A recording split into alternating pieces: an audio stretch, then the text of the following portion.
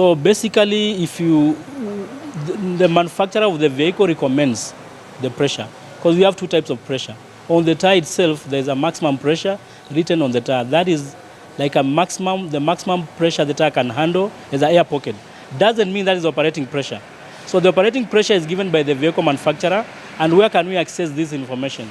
It is normally on the door. Most of the Japanese vehicles on the arc framework of when you open the door, mostly on the left-hand side or right hand, whichever side, you look for that information. There's a table. That chart has three sizes of the tires, what came as the original from the manufacturer, then another size on the same rim, alternate size, and a third size when you want to upsize, give a higher rim. Maybe it came with 14. You want to give 15-inch. And that information also shows the pressure on the front and the rear in both PSI and the bars. Here in the Commonwealth countries like Uganda, we use the PSI. PSI stands for pounds per square inch. Normally, when you look at the gauge, like that gauge you can see over there, it will have two values. There's one which is outside and another one inner one. The red one is in bars. Then the inner one is in PSI, what we use in the Commonwealth. So as a basic standard, as much as we might not find, if you don't get the information from the manufacturer, there is a benchmark, like a standard pressure, which we use, like here. For SUV, we recommend 28 on the front to 32 SUV. ML series, Audi, all the SUVs. 28 on the front, 28 PSI and 32 PSI on the rear. For the passenger cars, my cars, the Saloon, Primos, the sedans, which are always the basic ones, we recommend 30 PSI on the front and 35 PSI on the rear.